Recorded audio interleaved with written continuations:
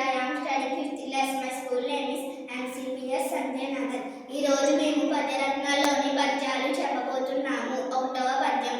అప్పించువాడు వైద్యుడు ఎప్పుడు నడతెక్క కారు నేరును ద్విజుడు చొప్పడిన యూరు నుండుము చొప్పడికున్నట్టి యూరు చెరుకు సుమతి. భావం. ఓ మంచి బుద్ధి గలవాడా, అవసరానికి అప్పించేవాడు వైద్యుడు, ఎల్లప్పుడూ ప్రవహించే నది, మంచి చెడ్డలు చెప్పే పండితుడు, ఉన్న ఊళ్ళో ఉండు, అవి లేని ఊళ్ళో నివసించవద్దు. 2వ పద్యం.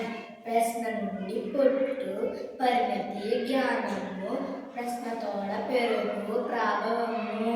ప్రశ్న లేక ప్రగతి ప్రశ్నార్థకమున నవయుగాల మాట నాల మాట. భావం. ప్రశ్నలకు జవాబులు వెతకడం ద్వారానే ఈ లోకంలో జ్ఞానం అనేది వృద్ధి చెందుతుంది. ప్రశ్నించడం వల్లనే సమాజంలో మనిషి విలువ పెరుగుతుంది. ప్రశ్న లేకపోతే ప్రగతి శూన్యమవుతుంది. 3వ పద్యం.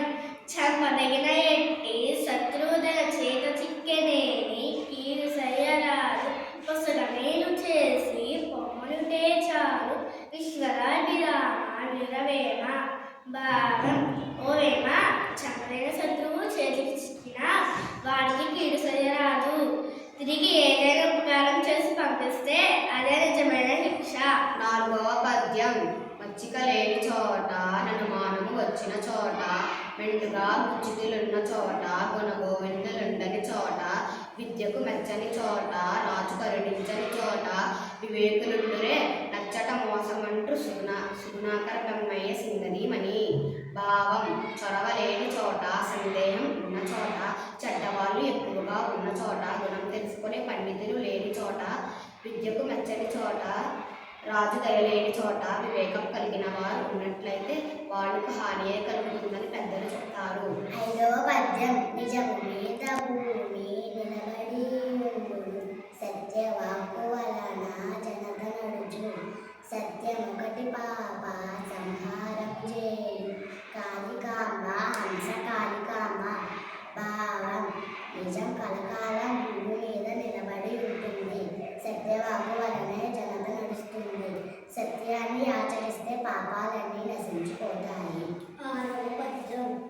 గురులేవి అనరించిన నరవర ఎప్రియము, తన మనమ్మున గదా నరులకు నగుసేయకునికి, బరాయనము పరమధర్మ పదములకెళ్ళను. భావం. ఓ రాజా, ఇతరులు ఏ పని చేస్తే తన మనస్సుకు బాధ కలుగుతుందో ఆ పని తిరిగి తాను ఇతరులకు చేయకుండటమే అన్ని ధర్మ మార్గాలలోనూ గొప్పది. 7వ పద్యం. నీతియే మూలము విద్యకు, నీతియే పురుషార్థ తత్వ నిర్ణయకము, నీతియే భూత ప్రీతియు, నీతి ఉంటుండెప్పుడూ నిరత పదము.